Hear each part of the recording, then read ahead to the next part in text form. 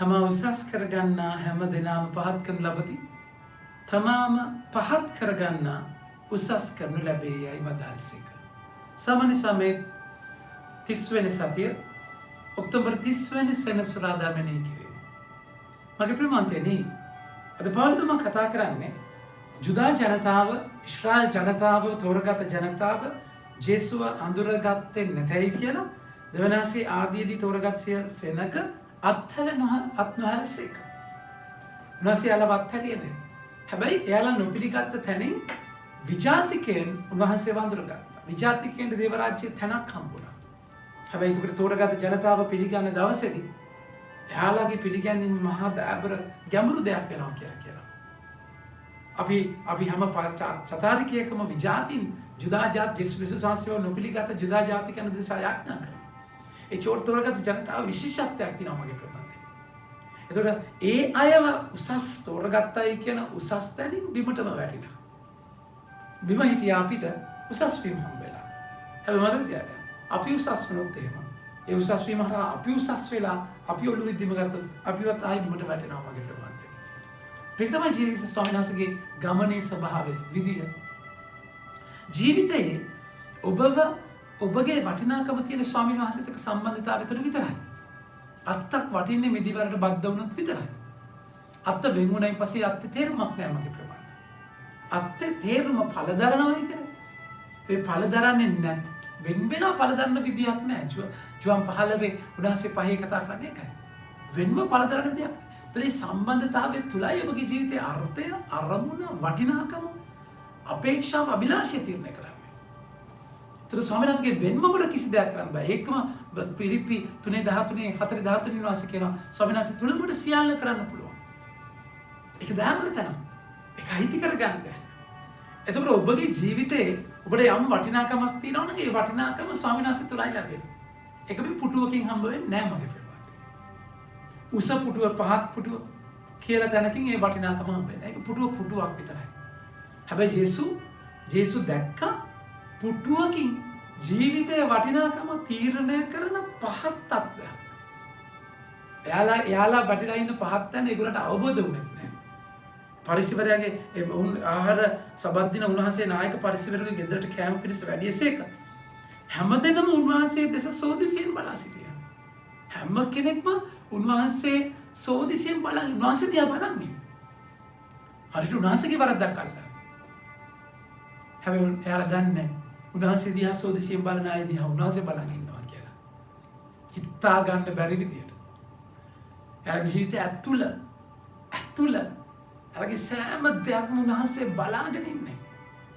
උන්වහන්සේ සියුම් පුංචි සංවේදී තැන් උන්වහන්සේට අහු වෙනවා මගේ ප්‍රමාදයේ. 5000 ගානක් උන්වහන්සේගේ ඇඟේ දැවටි යන තැන මහලේ රෝගියා උන්වහන්සේගේ දාවල්ල අල්ලද්දී උන්වහන්සේට තේරෙනවා උන්වහන්සේ නික්මෙනවා. එච්චර පිරිසක් ඉන්න තැන අත්තිකා ගහේ ඇඟිලා හිටිය කොටසක යුස් උන්වහන්සේ දැක්කා.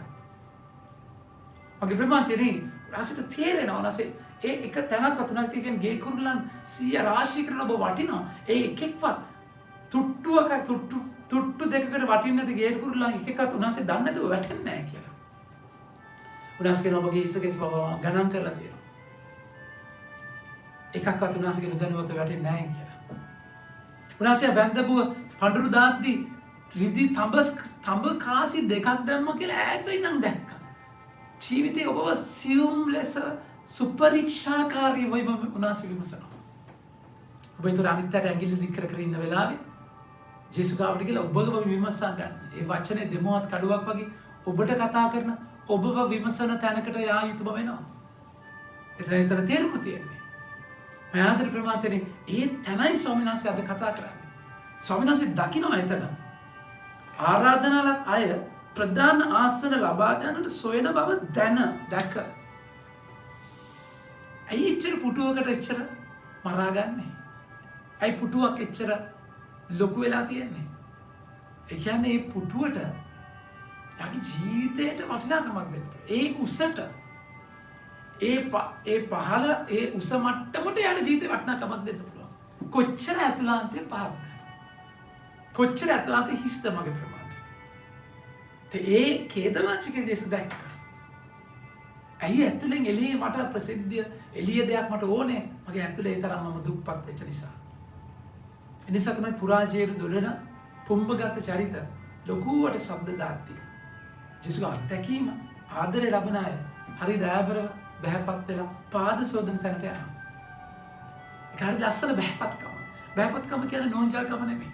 දැන් ජේසුස් මෙතන කියනවා ඔබ අපට ආරාධනාවක් කරන ඔබ ගෞරව යමෙක් ඔබට ගෞරවාන්විත හසනකින් දගන්න එපා. මොකද ඊට වඩා වැදගත් කෙනෙක් කවුද ඔබට යන්න වෙන නිසා කියලා. ඒකම ඔබ පහත් තැනක ඉඳගත්තොත් තමයි ඔබට උසස් තැනට යන්න කියලා. දැන් ඔබ මේක උපමාව තේරුම් ගන්න. ඒකෙන් අදහස් කරන්නේ ඔබ පහත් තැන ඉඳගන්නේ ඔන්න දැන් මට උසස් තැනට කතා කරයි. ඔන්න කතා කරයි කියලා බලාගෙන පහත් තැන ඉඳගෙන නෑ මගේ ප්‍රේම. ඒක මොරාල් එක. ඒක ඇතුලේ උනාස කතා කරන දෙයට ගන්න. පහත් තැන ඉඳගන්න ඔබට ප්‍රශ්නයක් නෑ. ඇත්ත කියන්නේ බිම ඉඳගන්නයි බය වෙන්න ඕනේ නෑ කියන්නේ. ඒ කියන්නේ ඔබගේ ජීවිතේ පැහිච්ච පිරිච්ච ගොයම් කරලා තමයි පාත් වෙන්නේ. උන්වහන්සේ එතකොට උන්වහන්සේ මේ බහැපත්කමේ තියෙන ලස්සන ජීවිතේ බර කරල් නැමෙනවා වගේ බර පිරිච්ච ගෙඩි පළදරන අත පහත් වෙනවා වගේ ඒ පළදැරීම තුළ ඔබ පහත් වෙන්නේ. ඔබට ස්වාමීන් වහන්සේ ජේසුස් ගමන ආරම්භ කරද්දිම මෙහි ආවර්ධක ඔබ මගේ ප්‍රියාදර පුතා ඔබ ගැන මම ප්‍රසන්නයි කියලා ඇහුණායින් පස්සේ මේ පුටුවකට පුළුවන් ප්‍රවන්තනේ එහෙම තැනක් දෙන්න. ජීවිතේ අපි උදේ පාන්දර යාඥාවි ජේසුගේ සෙනෙහස ජේසුගේ පිළිගැනීම ඒ ආදරේ වචන අයිති කරගන්න නැතුව තමයි පුටු වලටයි තැන් වලටයි යුද්ධ කරන්න මරා ගන්න. මොන අපරාධයක්. ඒ පුටුවකට දෙන්න පුළුවන් ද ඔබගේ තැන?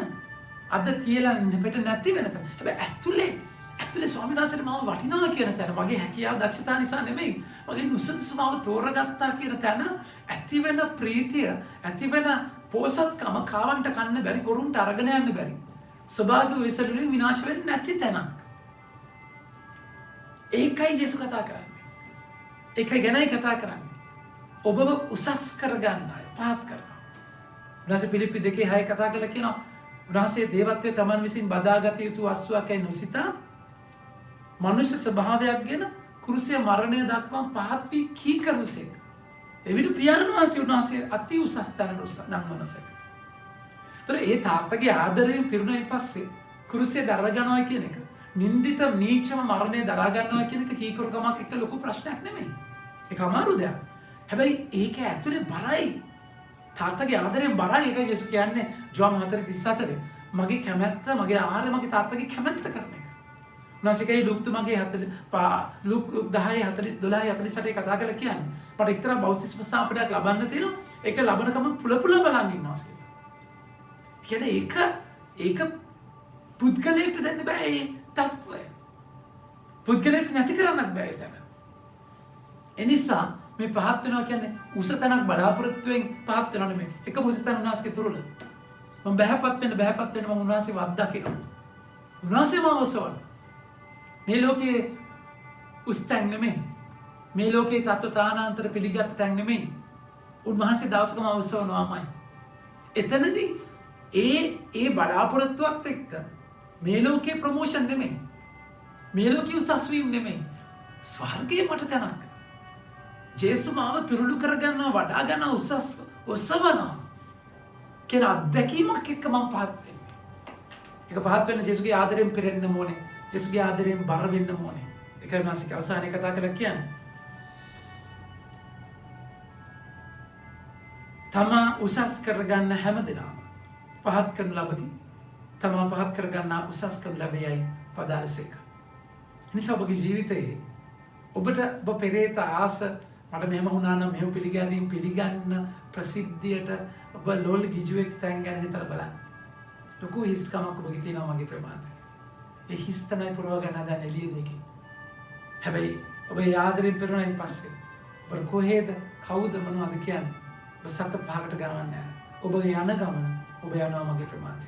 ඒ නිසා ජීවිතේ බහැපත්කම ආදරෙන් පිළිලා අත්දකින්න සුන්දර අත්දැකීමක් බව දැනගන්න ආරාධනා කරනවා. Amen.